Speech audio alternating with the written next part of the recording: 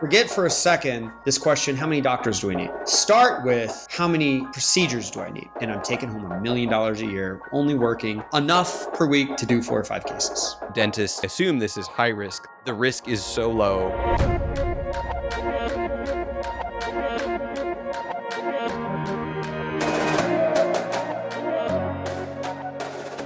Welcome to Shared Practices 2.0. This is part 3 in a series talking about the possibility of $1 million take home with my co-host, Dr. Scott Leune. Luna, sorry, already screwing it up. At the end of the last episode, I was explicit in spelling your last name and pronouncing it correctly for our listeners, and then I botch it, at the beginning of episode 3. I love it. No, I know listeners that have names that are always spelled weird or wrong or botched would appreciate this moment. It's a normal occurrence in my life. No problem. I was actually born and grew up in Amsterdam and didn't move to the US till I was 11. So I didn't learn English until I was 11. And so my last name is a Dutch last name spelled Leune, pronounced in Dutch, Leune, but no one says that in That vowel English. doesn't They exist just say here. Yeah. Luna. Yeah, so it's Luna, and everyone thinks I'm, Hispanic. I'm not. I love it. And correct me if I'm wrong. Were you in the Temple, Texas area for a little while?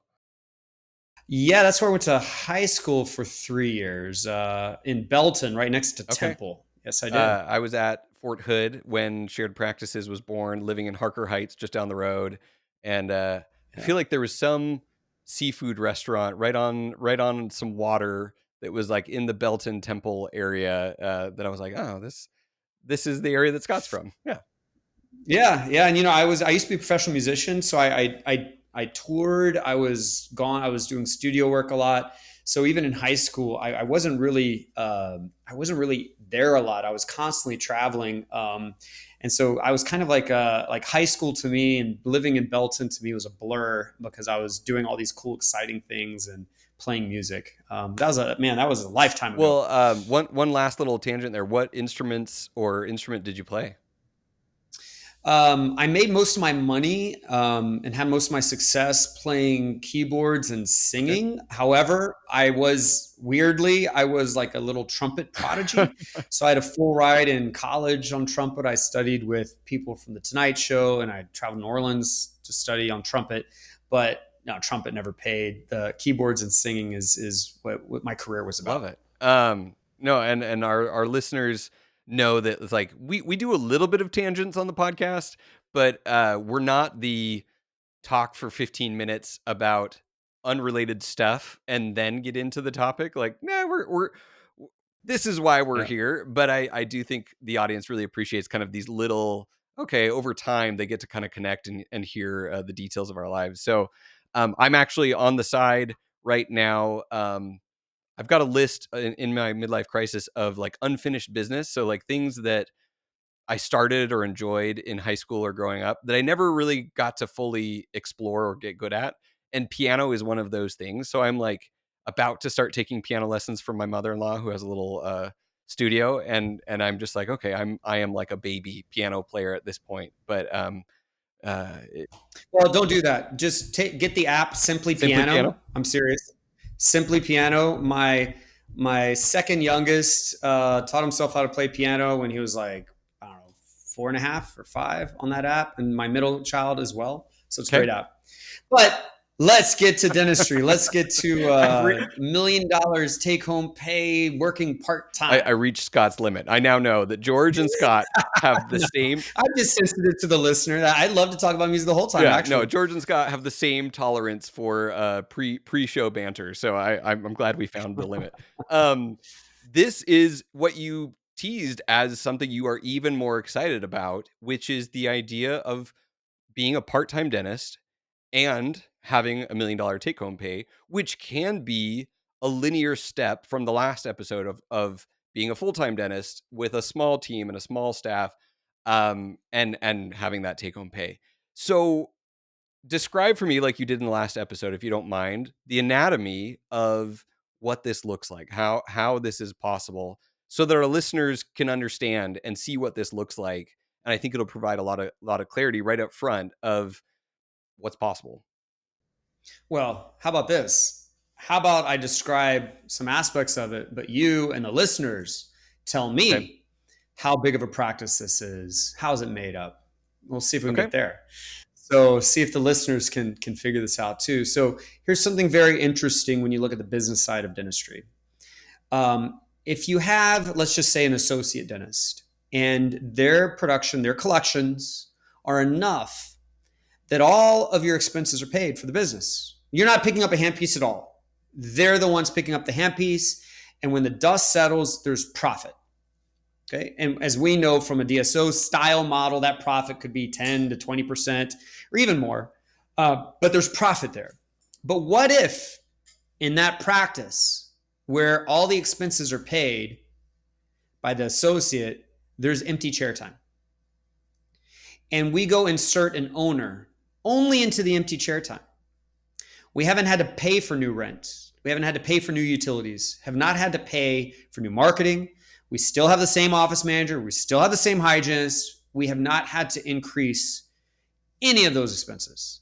The owner is going to use the capacity that's open that already exists without adding any of those more fixed expenses.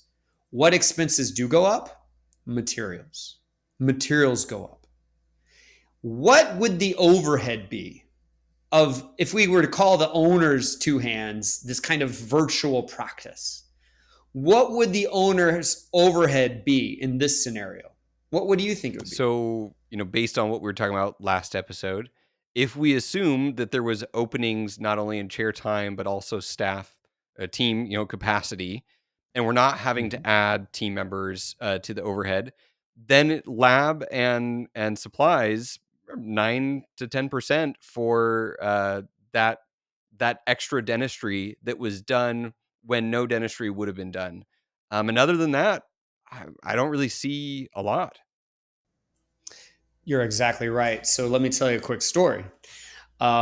Here, I'm a first year dentist. I have a booming startup. I break my back in 4 places. It crushes all the nerves that go to my lower body. And then for the next 11 years, I'm in excruciating pain, suicidal levels of pain. I have to be in and out of a wheelchair. My wife has to bathe me, drag me on a towel on the floor of a specially made shower every day. I can't hold a baby. I can't dance. I can't walk and roam. I'm constantly thinking about pain every second. And I couldn't be a dentist, but I still wanted to be a dentist. And in year 2, from in and out of a wheelchair, from this back problem, from the pit of this moment, I still found a way to do dentistry. What kind of dentistry maybe could I do with major back problems? Something that required me to bend over for a short amount of time, not very often. That was ortho. So I learned how to do comprehensive ortho. I thought this has the only chance of me like being a dentist if I could do ortho. Now, my practice at that point, year 2, had grown a lot, and I had already had now associates, and those associates did well enough that we were profitable without my ortho. And I just used the empty chair time we had, and I used an assistant or two here or there, and I used the same front office team, and I did 1.1 million in ortho starts that year. In addition to the 1.1 million in ortho starts, there might have been another $100,000-$200,000 of profit that the practice had without me. My take-home pay was over $1 million. And if you see, like, how did that happen? I did it on accident. How did that happen? I've called this being like a pseudo specialist as an owner, but you don't have to be, but it's easy when you are. Meaning, I know how to do a specialty procedure or a few maybe, and I'm going to have a virtual specialty practice that is going to just kind of hover over my existing practice. My overhead as a pseudo orthodontist may have been only 10%. The overhead of the orthodontist I referred to, I guarantee you, was way higher than Yeah. 10%. And if we think about now, let's use another theoretical. What if I'm a periodontist, an actual specialist? I will likely make way more money with my two hands having a virtual perio practice float over 1 or 2 GP practices I own. I might have 90% take home pay on my own two hands. Then if I did the same amount of perio in a standalone facility, I would call my perio Yeah. practice. So now, how do we make a million take home pay as a part time owner? We have to have our practice paid for without us. And then all the dentistry we do, 90% of our own two hands is going to go in our pocket. So, how big of a practice is that? What are we collecting? Let's literally get a calculator out. Actually, before we do that, I guess, should we explain more about what I just said, or am I? Or you think I everyone's think getting everyone's it? getting it. So here's the assumptions that go into this. We've got um, our overhead paid for by hygiene and associates with some amount of profit left over. We've talked about 100 to 200K left over. And we've got about 10% on our additional procedures that we're doing, even if they're maybe some specialty procedures that have different requirements, implants or ortho. Um, not that much variable expenses associated with this. So the math should be fairly straightforward. And like my brain has been like working in the background, but I need the calculator. I need to write it down. I'm not good enough to like break this all out. And the question mark I have is how big does the associate driven portion need to be to cover expenses and generate 100 to 200K? And then it becomes very easy to calculate how much dentistry I need to do with my own two hands to make up the difference and get to $1 million. Yeah, great comments here. So we got several things we need to talk about. So first of all, what if, whether we had one associate or 10, what if it only broke even? To then take home a million, I'd have to take home 90% of something that equals a million, Right. right? So 1.11 or that whatever. means I have to produce Yeah. 1.1. Okay. And how can I produce 1.1? In this is one extreme. The extreme says my practice makes no money. It's all of my take home pay is just going to come from my two hands. In this virtual model, I got to produce 1.1 in this virtual model. Okay, well, in this virtual model, if I am a pseudo specialist, that means that every time I use my hands, it might be something like a $5,000 case. It could be more, but I think 5,000 would be like a reasonable assumption for learning Yeah. purposes. Do Yeah. you agree? Absolutely. Okay, so $5,000 case. So if I have to do 1.1, that means that per year I got to do 222 cases. So that means, per month I got to do 18 cases a month of whatever this is. So that means I have to do approximately 4 or 5 cases a week. All right. So 4 or 5 cases a week. If I'm only showing up to work 2 days a week, I could do 4 or 5 cases of just about anything Yeah. a week. Would you agree with that? 100%. 2 days doing, two to three procedures a day seems reasonable. Well, it's, yeah, 2 to 3 procedures a day. And I don't have to do any hygiene exams. So, in other words, if I want to take a vacation for a month, no problem. I'll just put those 5 procedures in the next Right. month. We'll do 10 in the next month instead of five, right? So, or Yeah. you Yeah. know Yeah. what I mean. So what we're saying is, if I make zero profit on my practice, my own two hands, I need to do 4 or 5 cases a week of these $5,000 cases. Obviously, if I know how to do bigger than five, I need to do less, right? So the question starts here with, okay, on one extreme where my practice doesn't make money without me, the most cases I'll have to do in this extreme is 4 or 5 a week. How can I get 4 or 5 a week? If I can get 4 or 5 through just marketing and plucking from the recall base, that's great. If I'm really effective with it, I don't need as many associates. I don't need a huge patient base to give it to me. If I can't get any through marketing and I'm not effective at getting it from the recall base, I might need more and more recall patients to fill me. So there's some levers there, right? If I market better, if I'm good at conversion from the recall base, I need a smaller practice to achieve this. Now, that's whole one category of thoughts of like levers of decision making. The other category says, well, I need to use open time in my facility. And if all I have is a 5 operatory facility, that's only enough for one dentist. I could expand the hours, and now I've got two dentists, up to two. Of course, I'm expanding my staff, but I could expand the hours. So I would say in this model, a 5 op facility is likely the Mm, smallest that's feasible. It would have to be expanded right. hours, where I would have maybe 1.5 dentists. Okay. If I can't get enough cases from 1.5 dentists of a recall base, I would need more dentists. And that's common. So I might need 7 ops. 7 ops could get me two full time dentists with some expanded hours and open capacity. 7 ops is probably the sweet spot where this model is simple. Now, let me make it even more confusing. 4 or 5 cases a week is harder to get if all I do is Invisalign. 4 or 5 cases is easy to get if I do Invisalign and wisdom teeth extraction with sedation and sleep apnea therapy and I do a bunch of Botox. I don't know. You know what Okay. I mean? So the more specialty procedures I actually can do, the less patient base I even need to get my 4 or 5 cases a week. The reason why this, once all this sinks in, I think will be a shocking aha moment for people is that we tend to not take this path. When we are a dentist that has a full practice and we're full time and we start daydreaming about only working part time, we start daydreaming about, can I find the right associate? They can take part of my days. They can help me when I'm off of vacation. I can help them when they're on vacation. We don't think, oh, no, no, no, no, no, no. We just need regular dentists that are going to do decent work and have us at least break even. And I need to be building my specialty skill and my specialty marketing and my specialty conversion.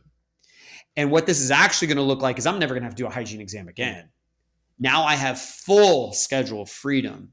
I don't need a super associate. I just need a practice without me that at least breaks even. And one last thing before I shut up. This 4 or 5 cases a week assumes the practice only breaks even. right. If the practice makes money, we're not talking about 4 or 5 a week. We're talking about whatever, 2 or 3 a week. And if I know how to do several things, oh my Lord, I'll have. Sorry, I think my computer froze. Oh my Lord, I'll have 2 or 3 cases a week every single week without much trouble. All right, so let me pause. I said a whole lot there. I'll pause No, for a that was minute here. great. The I love the levels of assumptions here because that allows us to find opportunity at each level of, okay, can we find a practice that we can break even with 2 associates, 7 ops? Can we do that? That's very reasonable. Okay, can we find an extra 100 to 200, maybe even 300K of EBITDA, of profit that is coming out of what's going on in the practice by going back to yesterday's episode or last time's episode, um, by tweaking a lot of these dials and building a really good system and building a really good practice that operates well. And then on top of that, we're making assumptions about the dollar amount of the procedures we're doing, the numbers of procedures we're doing, the numbers of days required. And each layer here has options for us to play with. The freedom and the configurations that go into this, whether you're loving all on four, or whether it's like I love, full band and bracket ortho, and I love printing my own aligners, and so I've got great margins on those because I'm all into that. Or I love pediatric dentistry and my associates don't, or I have a scope and I like to do root canals. Whatever version of this, whatever configuration of a combination of procedures that you love. And I think that's probably my favorite part of all of this is you get to build whatever really fills you up. And maybe you made the choice to do comprehensive ortho because of the situation you were in. Maybe you didn't really like ortho. It was just like, I need to make this work.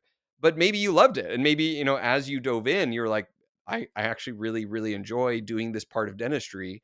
And this gives birth to another phase in someone's career of like, okay, I can really lean in to something new. Because I think a lot of dentists feel bored at a certain point, or they feel trapped. They feel like this is my only option to keep doing what I'm doing. I've got this cash cow. I can't walk away. So those are all of like the thoughts that I love to what you just threw out, all of these layers of assumption.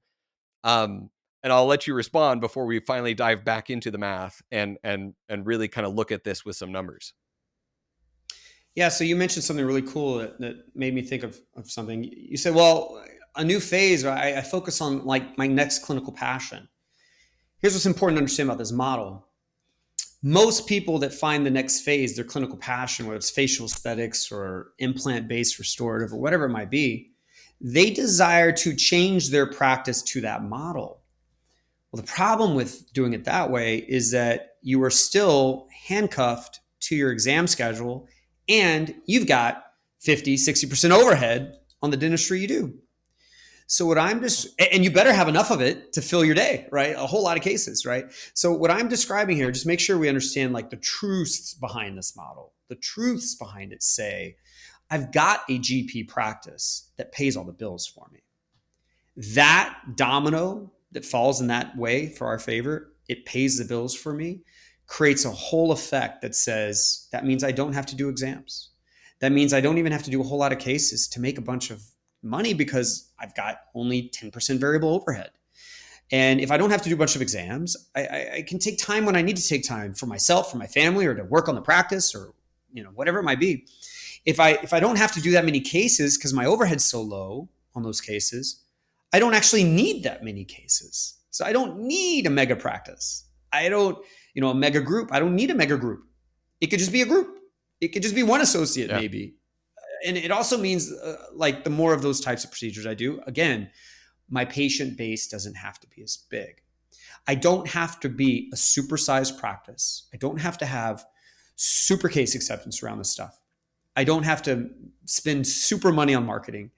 I don't have to do a super ton of it.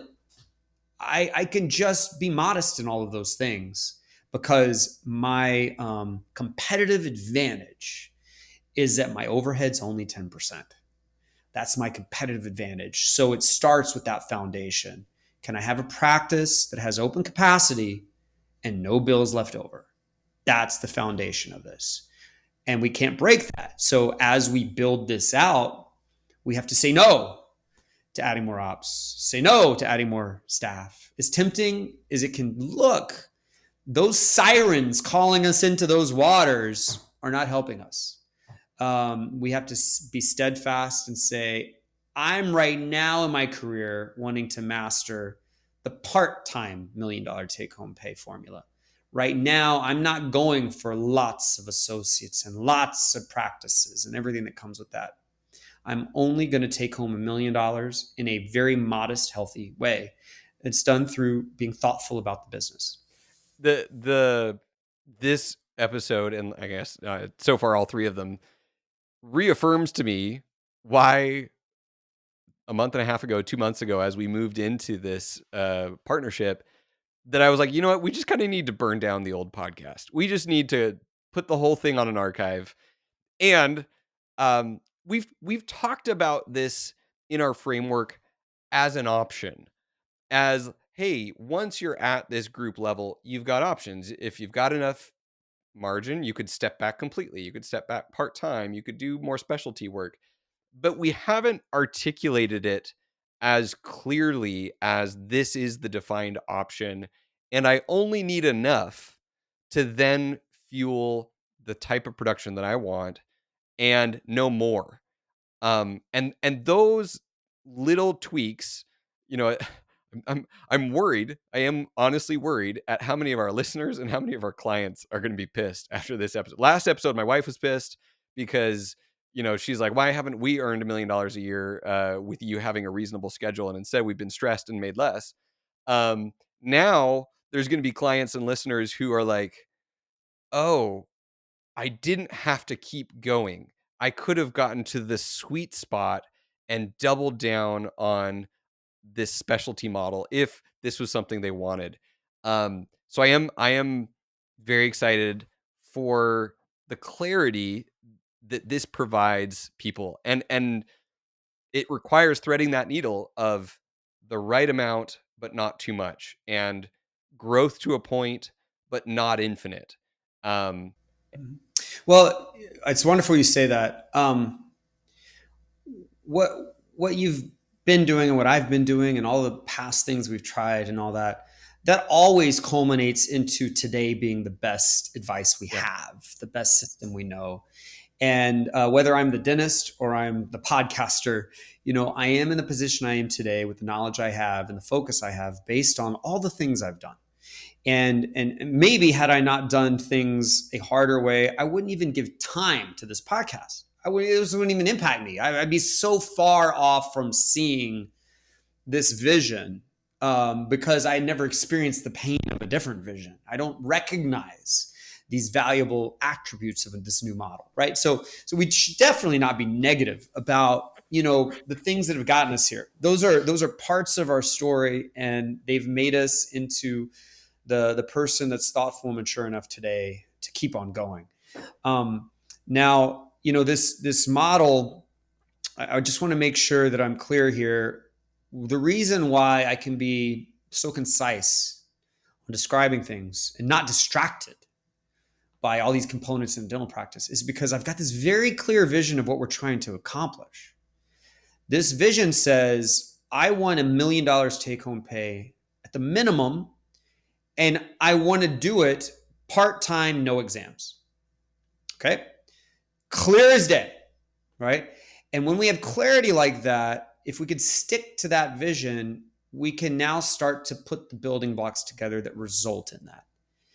And it's really hard to get $1 million take home pay without hygiene exams, for example, if the way we get there is becoming an all on four dentist. We can get there. We can only do consults for all on four and not have any sort of recurring recall base and have a 50% overhead. We could definitely get there, but it's harder. It's even more hard if we're like trying to do something else like wisdom teeth. Basically, we become an oral surgeon. We got higher overhead. We've got to have a whole lot of those cases. So the reason why it's so concise again is because I've been very defined on the vision. In this particular phase, we want part-time, $1 million take home pay, complete freedom from the schedule. That's different than the last phase. Here's the other thing that's important to realize. If we did, on the last episode, we talked about $1 million as a solo office, solo dentist working 5 days a week. If we accomplish that, we have turned our knobs of operations, our case acceptance, our diagnosis, the systems, the day-to-day of the practice, how we spend money, all those things. We've managed the business good enough to have success there. Now, when we start backing out and bringing on associate or two as we become a part-time specialist, those knobs have been tweaked well enough that now this model is less risky. And sometimes people don't do that in that order. Sometimes instead of perfecting the practice they have with the owner first, they don't. They just add associates yeah. first. And what you do is not just about compounding your problems. What you're doing when you add associates is you're expanding your current model. If your current model is low fees, low profit margin, lots of errors, you're expanding that Yeah. model. So, what I love about this linear path, this linear approach, it says we are going to have a modestly healthy practice first that will generate $1 million take home pay before we expand that model so that it dramatically lowers our risks in expansion. And we, of course, are benefiting now from this kind of 10% overhead virtual practice that we've now built on top of it. I appreciate the reframe you gave me, because I think any of our clients, any of our listeners who have scaled to the point where they have multiple doctors, whether it's two or three, they are in we've done what you just said, which is we have worked all along at using metrics to tweak the key systems and build what really matters in retention, in case acceptance, in sustainability in these systems. And now, if this is the direction they want to go, they've got the foundation of they've got the space, they've got the systems, they have the associates, they have the team, and now it's relatively simple to hone into this clear picture of what they want. So I've got about 11 minutes left. I want to hit the numbers. I want to go into an example or two that is reasonable. Probably like we did last time, we kind of made some negative assumptions and did the numbers. I think we should do it both ways. Let's do some, like a break even associate driven practice where you're not doing any exams. I guess we've already done that. You've made $0. If you want to make a million, you gotta do 1.1 million, and the practice wasn't producing anything. I think the question I want in that practice is, what is a reasonable set of assumptions that leads to a non-profitable practice with probably two doctors and therefore enough patient flow for you to do that 1.1 million? Or would it be reasonable to think that requires three doctors to do that much production? So yeah, I just want to look at before we go on to like a more favorable example, I want to look at some assumptions around the non-profitable associate side. Okay, so this is going to sound really weird, maybe, but put that thought on a shelf for a Sure. second. Forget for a second this question: how many doctors do we need? Start with how many procedures do Mhm. I need per week? And we already said that was 4 to 5 a week. Okay. Now, how big of a practice do we need to get 4 or 5 of those procedures a week? That is really the riddle that you will never truly solve, but you will get very good at kind of estimating. So if I need 4 or 5 procedures a week, if do I only do Invisalign? Man, that means I need 20 cases a month of Invisalign. That's a lot. That means I'm doing heavy marketing. I need a big recall base. I need to, that is hard. But what if I do Invisalign and bracketed ortho and I do sleep apnea therapy and wisdom teeth? I'm just making Sure. things up. Okay. Suddenly, I might only need like one Invisalign case a week max, because I could get several. I could get another ortho case, once a week max. I could do some sleep apnea therapy. Suddenly, the patient base I need is much smaller.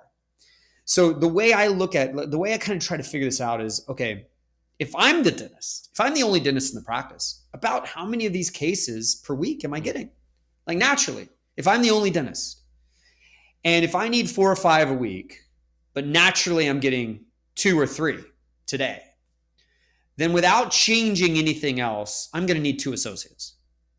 I'm going to need 2 doctors worth of a patient base, right? Without changing anything else. That is how I would look at it to try to estimate the size I'm going to need.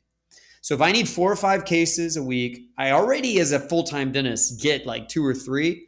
I'm going to need probably 2 full-time associates before I get 4 or 5 on a very predictable basis, without getting better at marketing, without getting better at cases, without getting better at anything. I'm going to need 2 doctors. All right. Well, if I need 2 doctors, how many ops do I need? If I'm willing to expand my hours, I'm going to need 5 to 7 ops.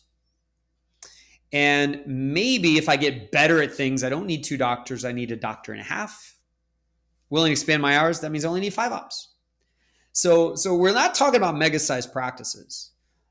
And again, we're assuming we're making no profit on those doctors. So we're assuming zero profit margin without my 4 or 5 cases a week. I'm going to need, in this example, about 1.5 to 2 docs, 5 to 7 ops with expanded hours. And I'm taking home $1 million a year without a hygiene exam, only working enough per week to do 4 or 5 cases. Does that make sense? Absolutely. And it underscores the importance of the last episode and this linear approach of, if you don't have a good idea of the frequency and the case acceptance of these procedures and what you can do, and the rates that you can charge in your area, it is much more of a stab in the dark to just try and go straight into this, to say, okay, I'm going to buy a practice that I quickly am evolving into this, and I never am the primary producer, and I never have figured this base rate out, because this is more dependent on these two pieces: the combination of the profitability of your practice and the types of procedures, the fee of those procedures, and how many you're getting. Those are the pieces that solve the formula. And if you haven't lived in the practice and optimized it and systematized it, you don't know the data. You're making a lot of assumptions. And even if maybe you knew this data at a previous practice and you're going in and you're acquiring another practice somewhere else, the demographics, the fee schedules, the acceptance rates, that part of town, all of those things will play into it. So that's what I'm getting out of your Yeah. pushback. Okay, but I understand where you're coming from for sure. I don't think it's as hard as what you just made it Okay. sound. So we don't need to be good at necessarily anything. We don't need to be optimized on case acceptance. We don't. It's just the better we are at those things, the less of a patient base we need to accomplish Yeah. this. Right? We just need to know, even in our broken selves of running a broken practice that's a freaking mess and chaos every day that we feel, how many cases are we doing per week of these types of things? Oh, two or three? Okay. Well, if we don't fix any of that brokenness, this model will still happen. We'll still have that take home pay with these compromises in our business when we switch to the setup. So, the reason why I'm making this a point is that I don't want someone thinking this can only be accomplished when I've mastered practice Mhm. management. No, it's just as you master components of practice management, this gets even easier and you need even less patience to do Right. it. But you could also be bad at practice management and have bad metrics, but you have enough patience, or you know how to do enough procedures, or your fees are high enough that you end up in the same place. So this isn't about becoming a master. That also, another thing I want to point out, imagine you're the only dentist working a full schedule and you've got more take home pay than you need. Transitioning to this model is relatively low risk. You're going to replace your days with an associate that's not going to do as well as you, but you're now going to also float in specialty procedures. And you had more take home pay than you needed to begin with. That when the dust settles, this is a pretty low risk transition that you could always undo if you ever wanted to undo it. And let's say you now live in this moment where you're the part time virtual specialist in this practice, taking home really good pay, and you've added another associate over time. It's pretty low risk to transition from this to never picking up a Mm. handpiece because you've already established the size, the profit, the systems to support multiple dentists. Backing yourself out those 4 or 5 procedures a week is not this shock to the system. You can replace yourself with other people that can do those procedures. And you've basically gone through this journey from solo dentist full time to part time to never picking up a handpiece. And that whole journey, you cashed in 1 million every year or more, and you did so in a very non-disruptive way. You've transitioned in a non-disruptive environment, in a low-risk environment, low cost base, low number of practices, low number of team members to employ and manage, simple focus and systems management. So much more simple than I graduated, I'm entrepreneurial, I'm going to go buy 4 practices and try to not pick up a Mm. handpiece. Does that make sense? 100%. And the the pushback you just gave me, and by the way, you just did the next episode, and we don't even have to do it now, but we still will, of the next, not the next version of not picking up the handpiece. um I understand that it's like, okay, we don't need to make this scary because this is not a high risk proposition. This is a very reasonable path all along the way, and does not ironically need to be rocket science. This is just clarity and focus, and knowing where you're going and how to pull it off. And this is accessible. So that's the pushback that I'm getting, but the moment that you're like, you don't even have to be good at practice management, but in my head I'm screaming, but why wouldn't you be? It's like the obvious side of yeah, but if you can do all the things, or if you can do at least some of them well, then this just gets even better. But your point is you don't have to, and therefore the risk is so low, and the ability to do this is so in reach. And that's what dentists assume is the opposite. They assume this is high risk, this is out of reach. I can't do that. This is not for me. I'm curious. You've done all on X kind of dentistry. Is that Correct. correct? And I'm assuming you had to go through some serious training to get that, Yep. right?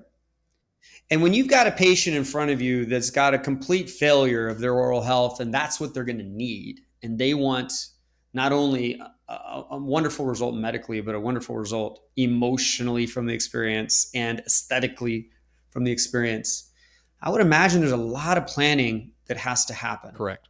Is that Mhm. correct? Yeah. And it's so interesting how we will spend more time planning and being deliberate about one all on X case than we will on our entire freaking career. That we are just going to be blown to the left and the right with the winds of our practice and be kind of the victim of what happens to happen. Yet we're so thoughtful and prepared on our craft. And so, when I look at these models, I know it's kind of cliche, but I really feel the biggest risk is the owner controlling the vision and strategy is actually the risk point. It's not it's not the mechanics of making these transitions. Those can be de-risked tremendously.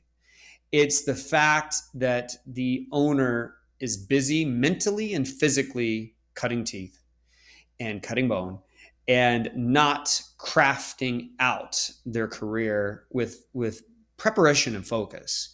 And again, that's why, like, at least in my life, having a group to remind me of that constantly, having a coach to hold me accountable and guide me, having something like a podcast to become a habit of mine every morning or every day. Those are the types of things that help me block the distractions, the loud distractions of our day, and help me just hear and see very clearly what I'm trying to accomplish. That is not rocket science. It's not super. It's just deliberate. That's all it is. It's deliberate. It's actually easier, in my opinion, than most of the clinical procedures we've learned how to do.